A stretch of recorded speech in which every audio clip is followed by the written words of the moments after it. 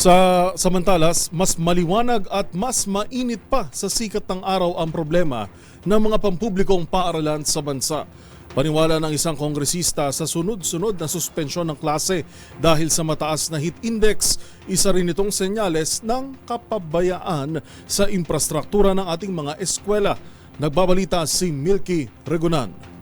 Nagiging taon-taon ang suspensyon ng mga klase dahil sa matinding init ng panahon. Nang ibig sabihin lang, hindi nabibigyan ng solusyon ang problema sa mga pampublikong paaralan. Muling inulit ni House Deputy Minority Leader Franz Castro ang pangailangang ipatupad na ang pagbabalik ng June to March school calendar. Anya ang suspensyon ng klase dahil sa matinding init ay resulta ng dekada ng kapabayaan ng gobyerno para sa public school infrastructure. Ayon kay Castro, mistulang virtual oven, ang mga classroom at hindi lang init ang problema, kundi ang kawalan ng sapat na pasilidad para maprotektahan ang ating mga mag-aaral at guro sa gitna ng climate crisis. Ang sobrang init na nagre-resulta ng class suspension ay patunay na hindi nare-resolba ang mga problema gaya ng classroom shortages, inadequate ventilation at kakulangan ng health facilities. Gate ni Castro, hindi na maaring ipagpaliban pa ang pagpapatupad ng mga hakbang para masiguro ang kaligtasan at kalusugan ng ating mga mag-aaral at mga guro. Sa datos, sinabi ni Castro, 250,000 ang classroom shortage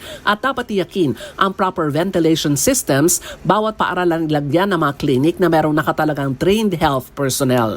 Para sa MBC TV Network News, ako si Milky Regunan, una sa Pilipinas, una sa Pilipino.